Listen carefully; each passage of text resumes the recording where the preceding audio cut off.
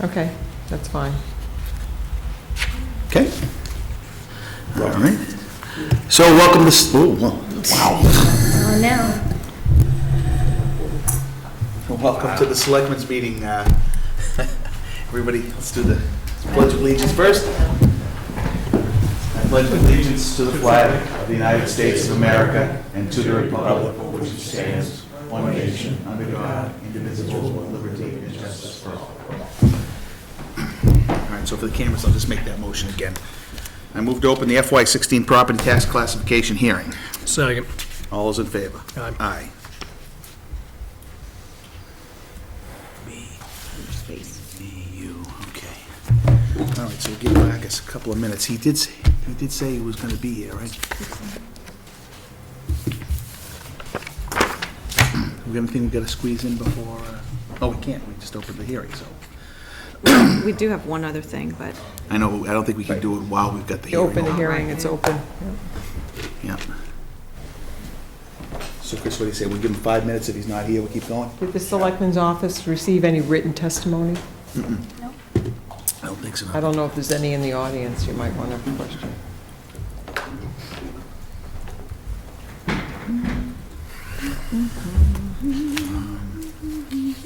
I'm supposed to have a handout, aren't I?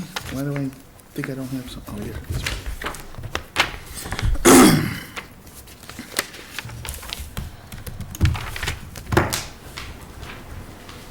Okay, so you're suggesting we see if anybody in the audience has some input on it? While we're waiting. No. I'm sorry, Gene? You could do that now. No. Okay. Mark's not going to get here till 7. Say again? Mark's not going to get here till 7. Oh, we got to keep going. Yes. Yeah, okay. All right, so let's just go right ahead. And then we'll do that. Mendon's tax recapitulation for classification fiscal year 2016. Levy for fiscal 2016, including Prop 2.5 overrides, $1,133,827.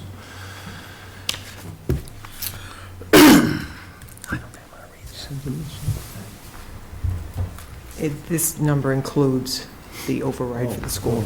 All right. So the levy actually is $13,239,922. Add to it fiscal 2016 debt exclusions, the school, land, fire station, and library, $1,365,832, giving us a total levy limit of $14,605,754. New growth for 2016, $277,836. Just a quick question on that. That's already included in the 13 million, right? You just split it out for emphasis, right? Okay, thank you. Fiscal 2016 taxable value, $843,817,300. Fiscal 2015 taxable value, $804,752,250, an increase in the taxable valuation of $39,065,050. Percentage share of valuation, residential 88.3077%, commercial 6.4939%, industrial 0.4211%, and personal property 4.7773%. A factor of That's one. mighty precise. It has to be. A factor of one is recommended, resulting in a tax rate of $17.25 for all classes. $49,905.57 excess levy capacity is unavailable. The average value for a single-family home is $363,650. This reflects an increase of $12,595 in value from the 2015 average value of $351,055. The overall townwide annual revaluation resulted in an average valuation increase of approximately 3.3% for residential and 3% for commercial properties. A $300,000 home by $16.01 fiscal 2015 equaled $4,803 plus $96.06, coming to $4,899.06. Same home, fiscal 2016, $310,000 times 1725, equaling $5,347.50, and $108.68 CPA, $5,456.18, an increase of $557.12. $400,000 home by fiscal 2015 tax rate of 1601, $6,404 plus $144.09 CPA, tax bill of $6,548.09. Home 2016 is $412,000 times 1725, equaling $7,107 plus $161.46 CPA, tax bill of $7,268.46, an increase of $720.37. The debt exclusion tax impact, the school bond, new construction, renovation, 43 cents. The land purchase, Pheno, and fire station, 57 cents. The Clough renovation, 43 cents. Misco Hill Green repair, 9 cents. Library, purchase and renovation, 10 cents. Total cost of debt exclusions, $1.62 per thousand. Total cost of Prop 2.5 school override, $1.34 per thousand. Excuse me.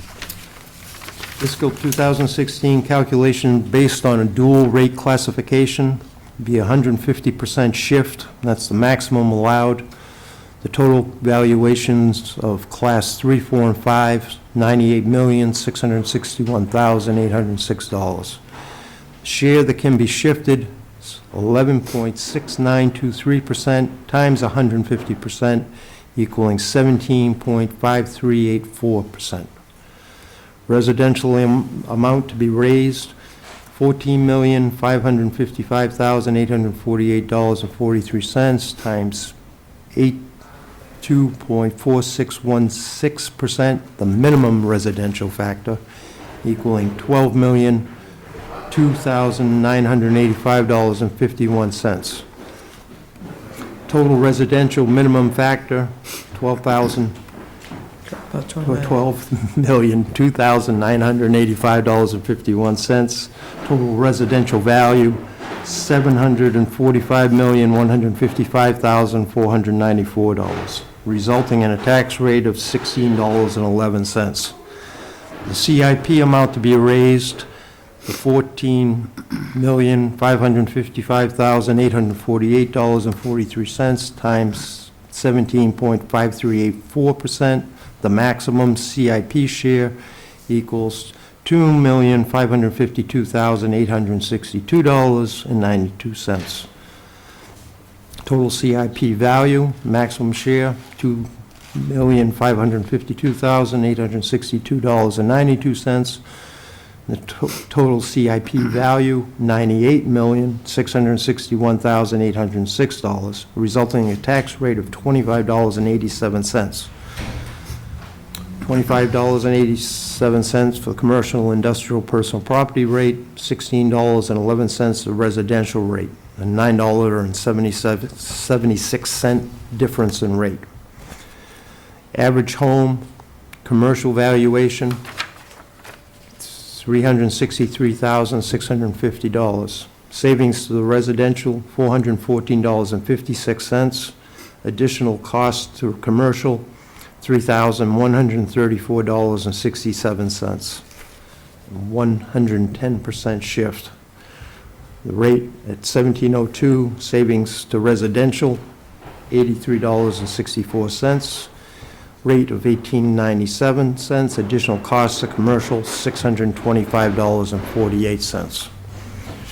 The residential exemption is not recommended as Mendon does not have sufficient non-resident units and/or apartment units where the burden would be shifted to, and a small commercial exemption is not recommended as it would create larger commercial businesses to subsidize the taxes of smaller ones. Mendon's commercial base is too small to support this exemption. Questions?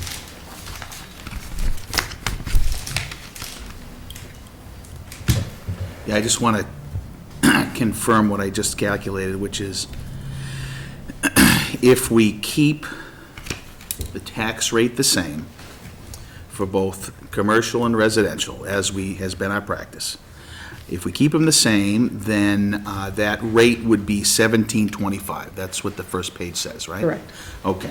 So if we went with the maximum shift differential, the tax rate would be $16.11. That's a difference of $1.14. Yes. Okay, so at the average home valuation of $363, that's about $471 per annum. $414.56. Okay, I don't know how I feel, but okay, I'm close though. Okay, good.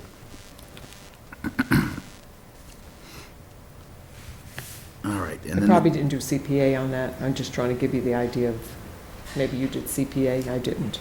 well, 114 times 363 is 471. But anyway, it doesn't matter. It's close enough. It's to make the point. Okay. So, Chris, I'd just like to make the point, because it always gets misconstrued. And I want to be crystal clear that anybody here and anybody listening on the, at home understands that what we're doing here is per Prop 2.5 rules, and based upon what we did at the annual town meeting, we're raising X number of dollars, no matter how we cut it. The question is, who pays how much of that? That's what we're deciding here, right? How the proportion is spread out. And the recommendation that the assessors have made, once again, is that because there's an 88% residential Factor. to only 12% commercial, that we stick to a single tax rate again, because in moving that enough so that the people of Mendon actually feel some kind of savings, it becomes an undue burden on the commercial, which I happen to agree with. So I just want to make sure that that's crystal clear. So all that verbiage that we just went over, which sounds very technical, really amounts to that decision. Right, I mean, I think in the long run, to alleviate some of the residential tax rate, what's available to us, and I think you're acting on that, is bringing more commercial business to town, because your commercial dollar is not sending children to school, not utilizing a lot of your town services. So in order to make that appealing, because we don't have town water, town sewer to entice commercial businesses, the single factor does. And I think that's, so I think adopting a dual tax rate would be counterproductive to your efforts in bringing in the commercial properties, which eventually will alleviate part of the residential Sure. tax rate. And if we did that, even without a dual tax rate, it would take pressure off the Well, that's what I'm residential saying, tax it rate. will, just the fact that you're getting a bigger commercial base to share more of those tax dollars. Absolutely. Because, again, what you vote at town meeting has nothing to do with who's paying it. But the double benefit is, if the commercial base is large enough, It's you going to could do a dual tax rate that would not unduly burden, potentially, the businesses. It could be spread out more over Could the be. commercial base. Could. But I think we're seeing more and more that a lot of these communities that have the dual tax rate those businesses are seeking other Sure, municipalities. and that's certainly a decision for that time, but you probably, Yeah. I'm not saying I would support one thing or another, but, yeah. Right. Okay.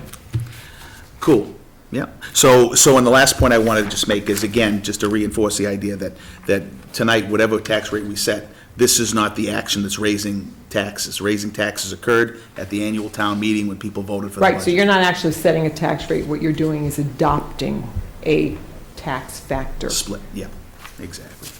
Of one or two, either a single or a dual tax Correct. factor. So that's what you're voting on, and this is what you're going to sign on the LA5, attesting to that factor you've chosen. Now, we usually take questions for the hearing, during the hearing, right, and close and vote afterward, right? Yes. Okay, so I guess at this point, I'd like to see if anybody has any questions. Hearing none and seeing none. Okay, then I move to close the tax classification hearing. Second. All those in favor? Aye. Aye. Okay, so now we need a motion.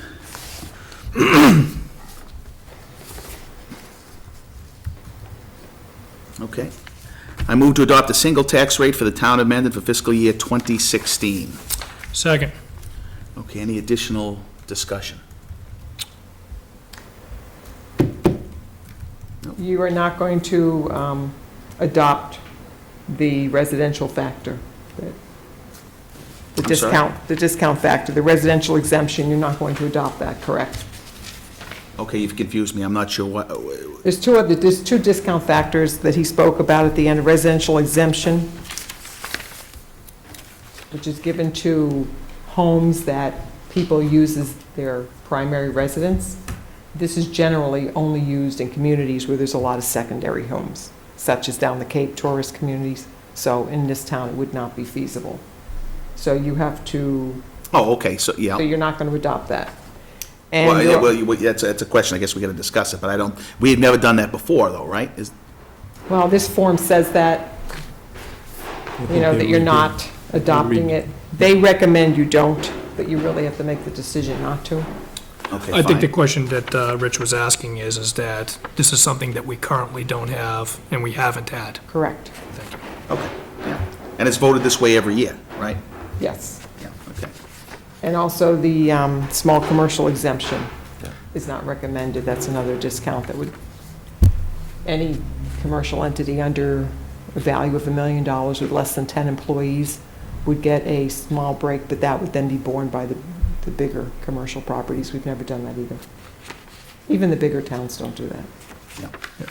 Okay, so So you're not adopting that either, correct? if we're not, then the motion still is correct, right? In adopting a single tax rate, because it would be Correct. a single Yes. tax rate. Mhm.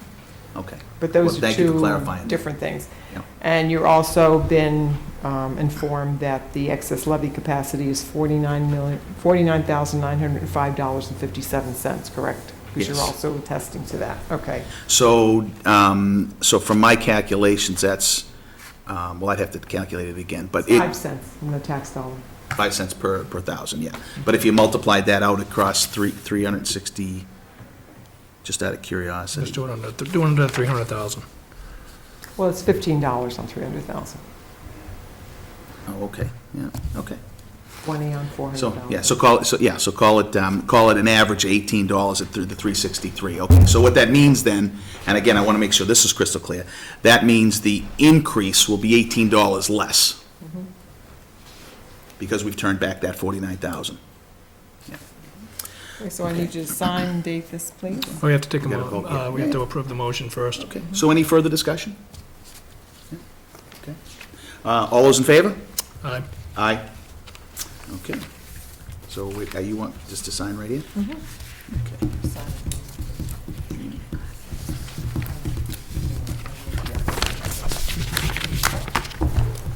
What's today, 23rd? All day. 11:23. All day, okay, Dad. That's a favor. 23. Yeah. Thank you, Gene. Thank you. Thank you very much.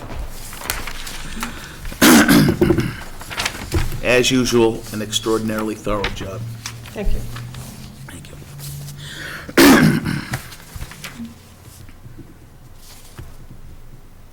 Good job. Thank you. Thanks.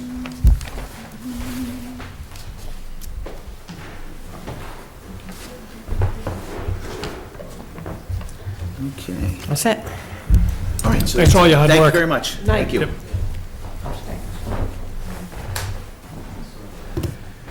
All right, what else do we have to do?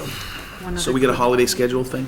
Yes, just one other quick thing. It's probably easier if you read the motion. Yeah, like we usually do, yeah, no problem. I move to apply the holiday schedule as stated in the current town hall union contract for all employees whose work is based in the town hall. No, wait a minute now, let me just absorb what that says. Okay, so that's meant to include non-union employees, correct? Correct. Okay, fine. Second.